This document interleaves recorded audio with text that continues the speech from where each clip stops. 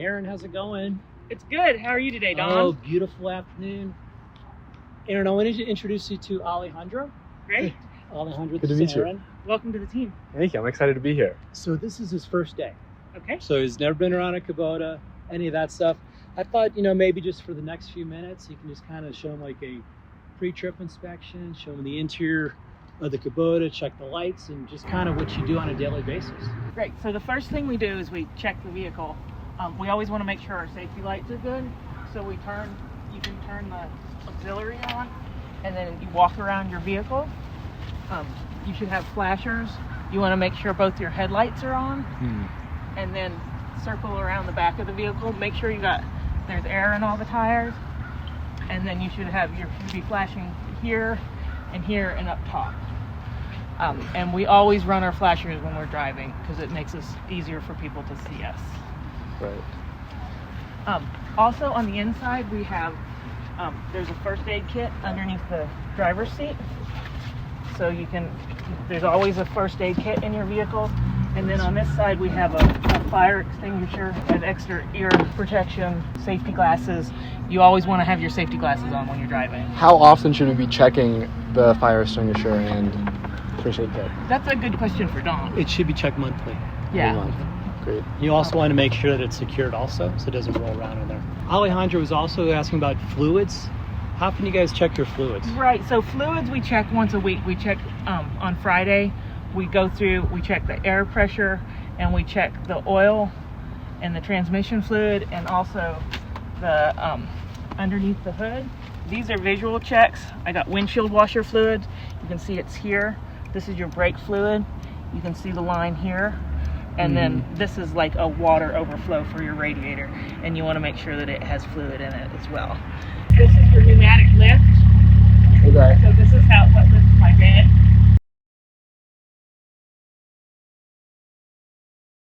So your oil and your transmission are underneath here. This one here is your transmission fluid, and then down here we have the oil. And so we check all the fluids on Friday, and we check the air pressure. And the air pressure is always listed on the tire, so you want to run whatever the factory spec is for that. What kind of gas do you put in this again, Aaron? This is a diesel machine, so you want to be really careful. We have a mixed fleet, so we always want to make sure we're putting the right fuel in a vehicle. If you ever did accidentally put the wrong fuel in, don't start it. Speaking of starting, where can we take the Kubota around campus? What can we drive on? We're really lucky with the Kubotas that we can go just about anywhere on campus. We can ride on the sidewalks. We can be on the grass as long as there's not frost or freeze. And we can drive on some of the interior roads. We have to stay off of city streets. Great. And we use the bike lanes. If there's bike lanes in a path, we ride in the bike lane. And when are we allowed to drive the Kubotas? We drive all day long, but we stop during class change. So we have a card on every vehicle that has the class change schedule, and we have to pull over. We pull over and stop if we're in motion when class change hits. Great. Yeah. And any safety concerns while driving the Kubota? Safety's the biggest thing is to go slow and pay really close attention. There's people everywhere. There's bicycles, there's scooters, there's one-wheelers, there's anything and everything with wheels, and they come around you in all directions. And so you always have to be looking. You want to check your blind spots whenever you turn, and just play it safe. Great. So are we ready to take this thing on the road? Let's do it. All right. Have fun, be safe. We will.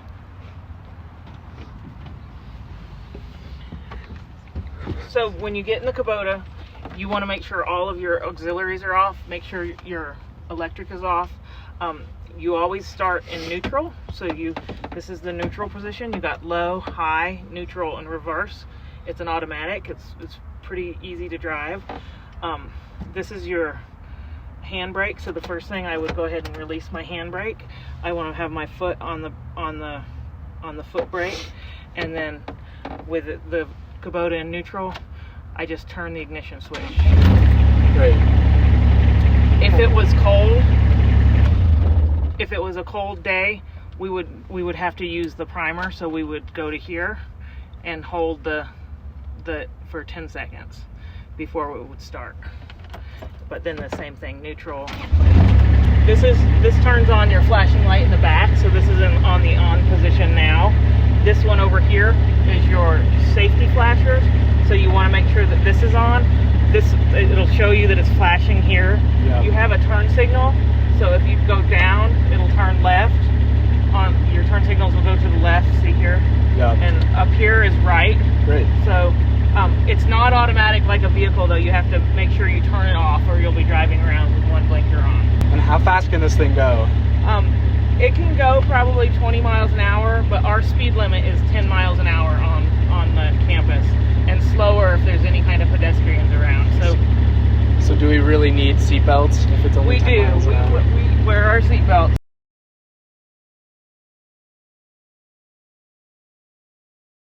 We want to check our mirrors too, so we want to make sure that I can see out of my mirrors when I am driving.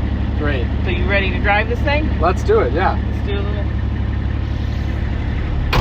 little. Oops. So to start the Kubota, we always put it in neutral, and then this is your ignition switch. This is in the stop position. The first one is accessories, so if you turn that on, you'll be able to see if your blinkers are on, or you can check. It shows you your battery. In cold weather, we use a glow plug. This one is a symbol for a glow plug, and when you turn it, it appears here. You hold it for 10 seconds, and then to start the vehicle, you would go ahead and turn the switch all the way. Great. And we should keep our foot on the brake when we start the vehicle. You want to keep your foot on the brake when you start, for sure.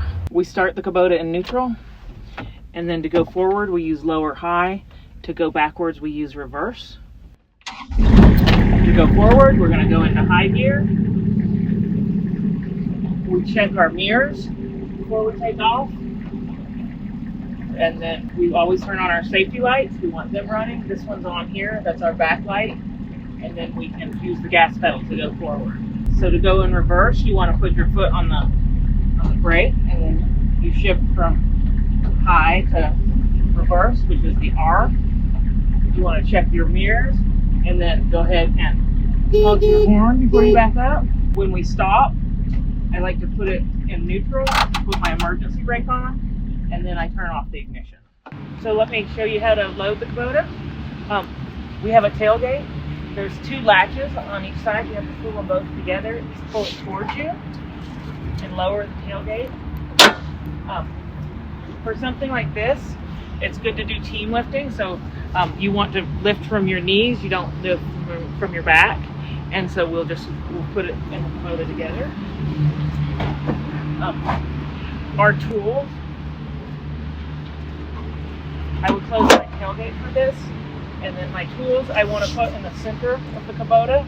I always want to have stuff lined up so it's directly behind the Kubota. You never want stuff like falling off and pushed over to the side.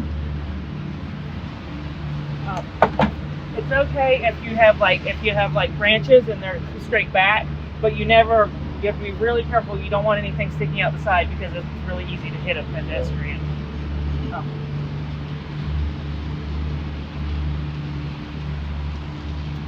So we'll load our tools in, and then for safety's sake, we have there's tie down latches in here, and so we'll go ahead and put a bungee across our tools to keep them in place.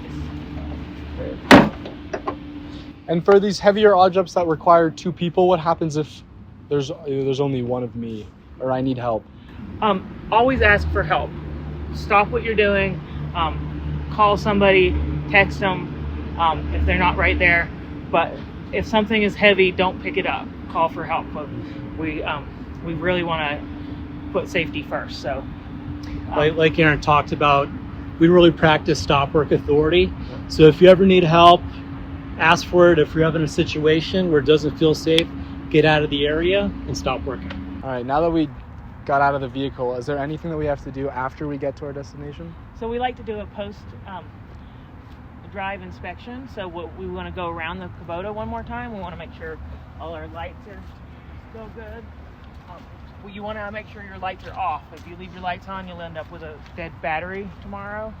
So you want to check make sure everything's good, make sure your mirrors are still in place. We got air in our tires, and so I think she's good to go. We got our load tied down nice and tight. She's ready to go back to the shop. Great. Good job, Alejandro. Good job, Aaron. I think you're off to a good start. Thanks. Look forward to working with you guys. Yeah, welcome to the team.